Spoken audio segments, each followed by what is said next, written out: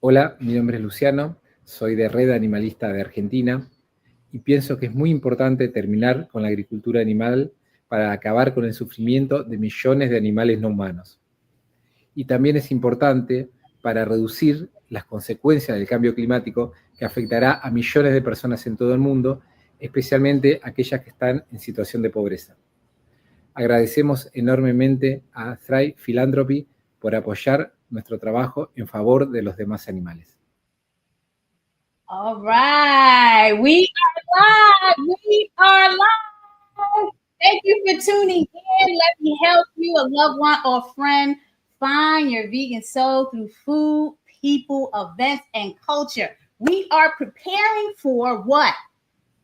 The last couple of months of the years for giving. And also World Vegan Month is in November. And my guest today is going to tell us all about giving and all about vegan advocacy as we need to see it globally. Please welcome Jessika Ava, the founder and CEO of Thrive Philanthropy. Hi, Naijha. Thank you so much for inviting me here. I'm really excited to be here. Oh, absolutely. I'm so excited. I've been looking forward to having you on. So please, can you tell us, Jessika, what is Thrive Philanthropy? Absolutely. So Thrive Philanthropy is a global grant maker and movement builder, and we have a mission to overcome industrialized animal agriculture and create just plant-based food systems worldwide. We do this by offering financial grant support and also offering movement building and capacity building support to organizations all across the globe. Look at what we have here. So grant making, 219 grants, 77 countries and 6 continents. Why is this so important, Jessika? Why are you doing this? Talk to us about your background. Absolutely. So Thrive Philanthropy, the way that I kind of see philanthropy is that it's almost like the invisible force behind a social justice cause. Because as we know, where there's money, campaigns tend to be larger, those tactics tend to be used, those voices tend to be louder. And within the plant-based space, we tend to find that a lot of the funding is directed towards organizations, campaign individuals that just have easier access to the funding. So these tend to be people who are coming from Western countries like the United States, Europe, some European countries, people who speak English. English is their first language, people who might be more well-connected in the movement. And the funding also tends to go to, just kind of your typical Western campaigns, the vegan challenges and so forth.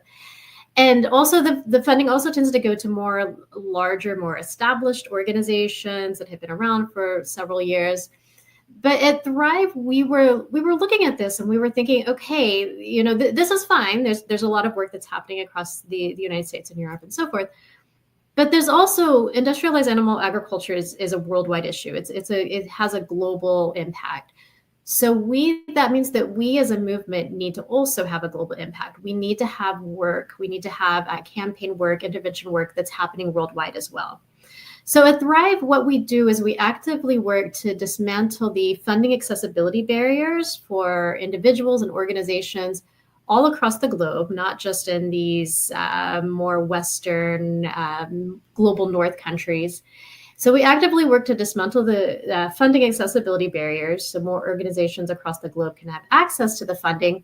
And then we also work to ensure that the types of campaigns that we fund are culturally appropriate, that they are more diverse, that they are the types of work that will happen in regions all across the world, even if it might look different than what would happen across the United States or European countries.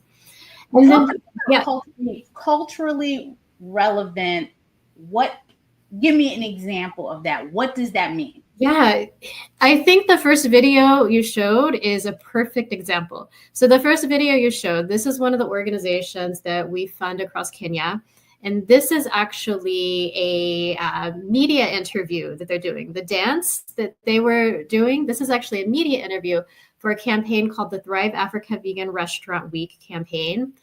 And so this shows that within Kenya, the type of work that's going to be done is going to be completely different than the type of work that might be done in the United States, for example.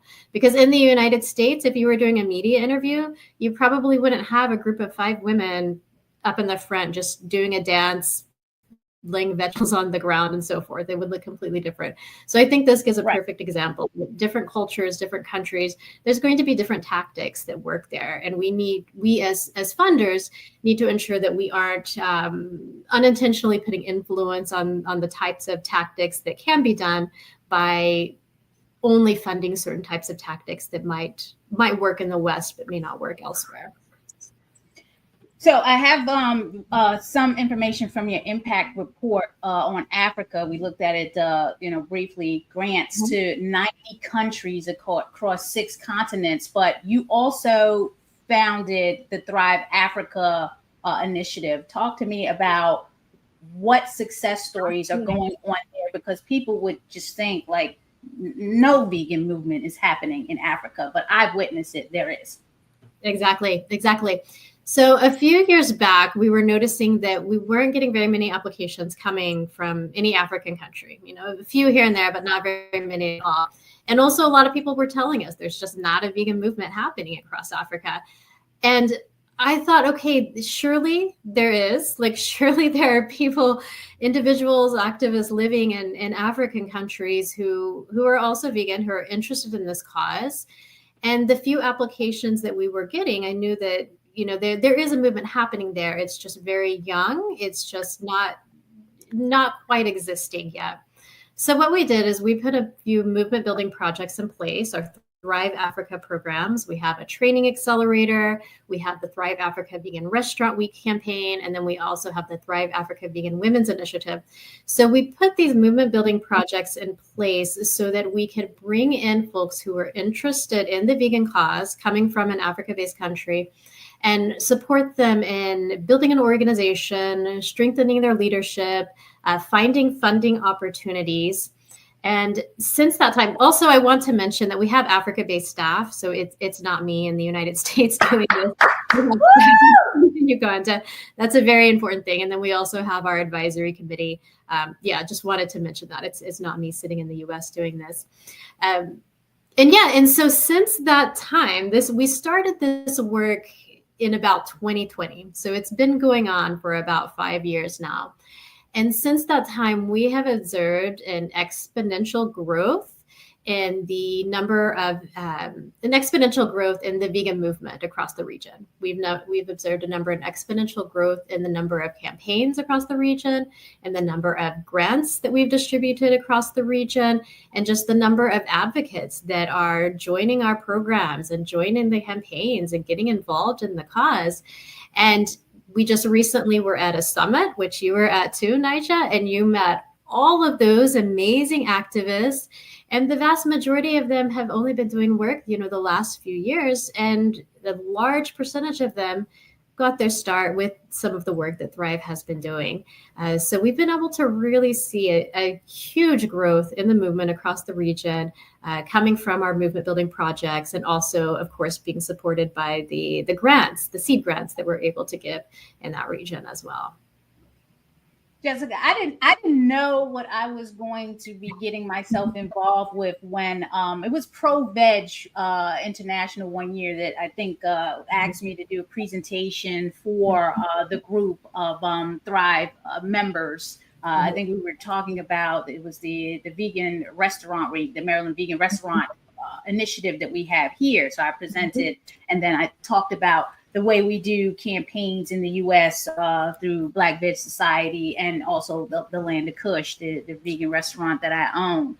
And then I found out about the Thrive Philanthropy through Women Funders and Animal Rights, also a collective giving organizazation. And then you were seeking board members, and you know the story. You were asking for certain things, like Jessica was asking if you can donate $25,000 to be a board member. And I'm like, I don't have $25,000. You know, I'm always looking for $25,000 to do the work that we're doing with Black Veg Society. But what I do have is some type of value to add. I never thought and would have never imagined that I would be actually going to Africa and experiencing and meeting the people, the grantees that you are funding. I mean, it felt like home. And I'm so happy you said and mentioned that it's not you doing the work. You have people on the continent that look like them that's doing the work. And that's very important, because there's just a lot of exploitation and, you know, not really true work, authentic work to make an impact into people's communities. So you're really showing and proving the Black, Indigenous, and people of color initiatives. So that's why you're so loved. I know there's challenges. Let's talk about that. We know the funding challenges. What else and why? Yeah, most of the challenges go back to funding, and it's not only just the lack of funding. I mean, the entire movement has that challenge. We're nothing unique. But I think one of the unique challenges with Thrive is because we do things so differently, because we don't necessarily use a Western approach. I mean, like you said, we have staff and regional committees, advisory committees all over the world, across Africa, but then other regions of the world as well. And we base a lot of the decisions on them, on what they believe is going to be most effective in their regions of the world.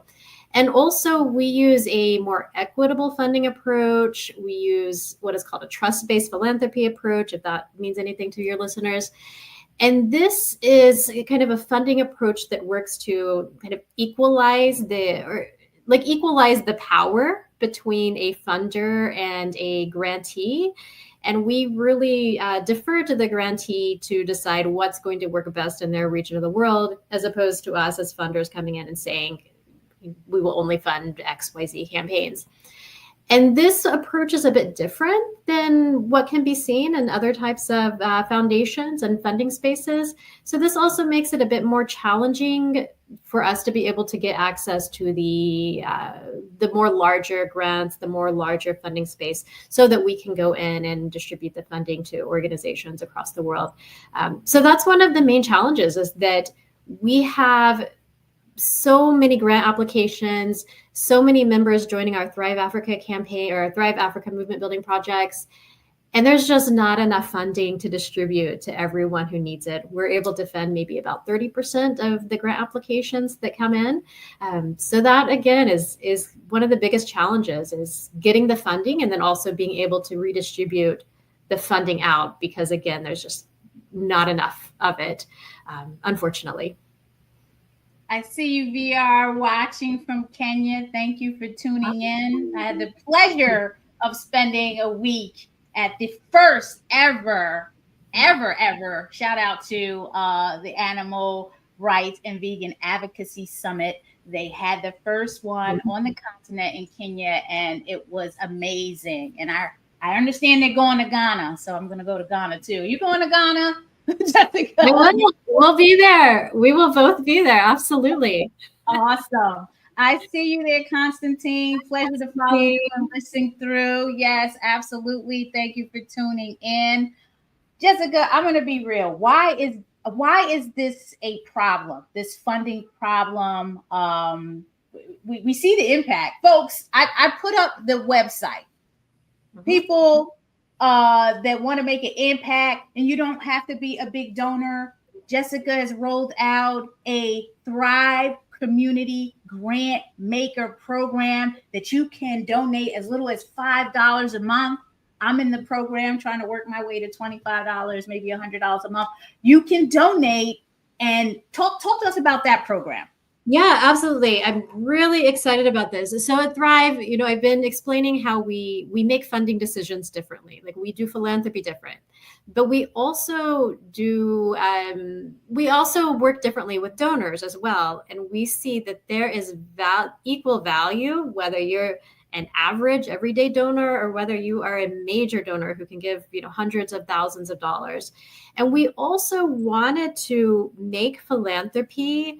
We wanted to share the power of grant making. We wanted to make philanthropy where it's not only the foundations, it's not only Thrive who's making the decisions on where the grants go, but it's also people who are actually on the ground, doing the work, and also just your average everyday donor. How can they also be involved in the grant decision making? So what we did is we launched the Thrive Community Grantmaker Program. And what this is that anyone, like you said, it starts at $5 a month. You can donate any amount that you want, $5 or more. And as long as you are a monthly donor, we invite you to take part in making decisions and voting on who receives the Thrive Community Grant each quarter. So that means that the average person who donates just a few dollars a month, it now has the opportunity to also work in grant making and make grant decisions, decide where the funding will be allocated, anywhere. And we are able to bring in 3 potential grantees each quarter. Nice. Yeah, so we're able to bring in 3 each quarter, and then each quarter, those who are involved in the Thrive Community Grantmaker are able to vote. And then also a fun thing about the Thrive Community Grantmaker is that it's not only open to our monthly donors, but it's also open to all of our grantees as well. So that means that anyone who is their voice as well, and they're also taking part in the decision making and able to vote on where the Thrive Community Grant goes each quarter. So if anyone wants to get involved in grant making and grant decision making and helping to distribute funding all across the world, join our Thrive Community Grant Making Program, and we'd love to have you. We'd love to hear your voice. Absolutely. And I have the Thrive, I have the Impact site on here. You go to thrivephilanthropy.org, find out about the Impact, and you will also find out about how to become a community grant maker, which this year we voted on. It was Vegan Journey. So the radio show. It was a radio show that's based in Nigeria. So I was so happy to hear that because the radio, you never know who's listening, and you never know who you're impacting or making an impact on when you're on the radio. So I was just so happy that Vegan Journey was a winner. And was this the first one? This was the first one, right? This was the third one. So we started earlier this year. Yeah. So Vegan Journey won this quarter. They won, actually, it's just been about a week ago that they won, that we announced that. And they are they're doing some of the first vegan work across Nigeria.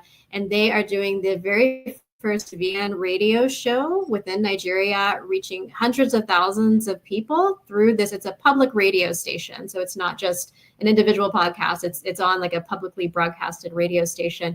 And then in addition to that, she's also working with schools, doing educational campaigns across schools and so forth. But then last quarter, we had an organization called Sneha's Care in Nepal. And they do various types of festivals and advocacy campaigns. They work with rural women. And in addition to that, they also have a sanctuary as well. And then the first quarter, we had an organization called Gulay Na in Philippines. And they advocate for indigenous seeds and indigenous foods. So they work to fight against Western globalization of food, fast foods, and so forth, and advocate for the more indigenous traditional diets.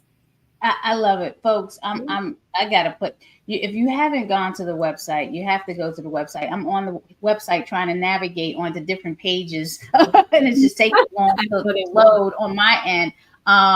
What can we do for you? What is the call to action? We know funding, but how do you want this to happen? How do we reach out to you and make this happen? What if this was a call to the biggest donor or the smallest donors? What would you have to say to them? Yeah, if you want to donate and support the global vegan movement, please make a donation. Just go to our website. Donation, any amount, is highly valuable.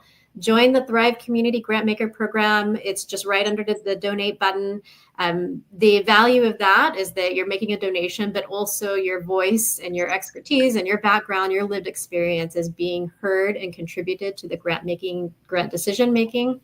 And then also, if you are working, if you're doing campaigns across the globe, feel free to take a look at our website, apply for a grant if you're eligible. We also have leadership workshops. We have a fundraising accelerator that's going to be starting next year. So if any of those are useful for you, we highly encourage you to take advantage of those as well, because we also want to build up the skill set and the leadership of the global movement as well. Absolutely. And that's what I love about the programs that are being offered through Thrive Philanthropy. When you land on the Thrive Africa site, oh my God, it's like a number of things. Like I said, I didn't know what I was walking into, but I want to be like you when I grow up. I can say the same thing, Naijha.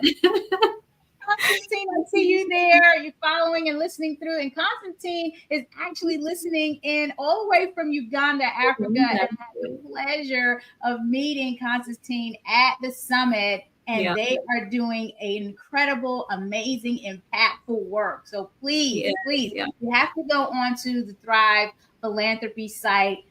Learn about this. Like if I was rich, I'm telling you, my tithe, my 10% will be going to Thrive Philanthropy, and then everything else will be going to Blackfish Society. But it's been a pleasure, Jessika. I know you're busy as a founder, executive director, CEO, traveling all of the continents to do your research and to meet all of these amazing grantees. So I don't want to take up a lot of your time. If there was one thing that you just wanted to say about people starting up a nonprofit or organization, because I'm still learning after 10 or some odd years, what would it be about starting up a philanthropic organization and making an impact? Oh, that is the $1 million question. I don't know if I have a good answer. I think my answer would be, it depends. It depends on where you're located. It depends on your mission.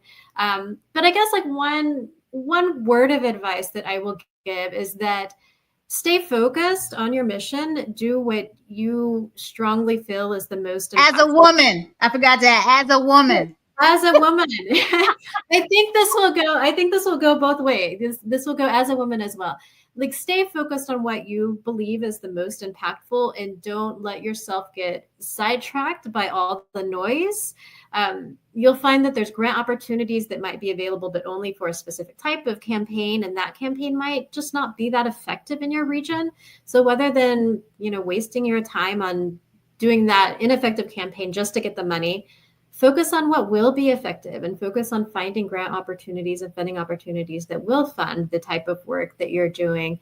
And then as a woman, I think, it as you know, Naijha, I think it takes just all that more strength, because we have all these other issues that we're having to deal with, and we're balancing all the other aspects of life and so forth. So take a lot of time for yourself. Just take good care of yourself, and mentally and physically, have lots of good friends, have a good community around you, and don't burn out. Jessika, it's been a pleasure. And you said something very important. Don't burn out, because this movement, any movement that you're really passionate about and it's part of your purpose can burn you out. You have to reset, recharge, relax, all of that. Self-care is not selfish. So please, again, thrivephilanthropy.org. You can donate at thrivephilanthropy.org. Please check out the impact reports. Thank you very much, Agora. Big, huge to Jessika from Angola. Thank you for tuning in. And I'm looking forward to seeing everyone really soon. Stay blessed, stay well. And World Vegan Month, November, y'all. Y'all going to be giving back. Give back to veganism domestically and globally, because we all need your support. Thank you. Have a great one. Thank you, Naijha. Thanks, everyone. Meeting you where you are. The meaning behind the slogan is that we meet the community where they are, on their journey towards holistic health, a plant-based lifestyle, and veganism, whether it's physically, mentally, emotionally, or spiritually. We do this through people, food, events, and culture. Our 6 pillars are earth, eating, education, empowerment, enlightenment, and events. We are Black Veg Society.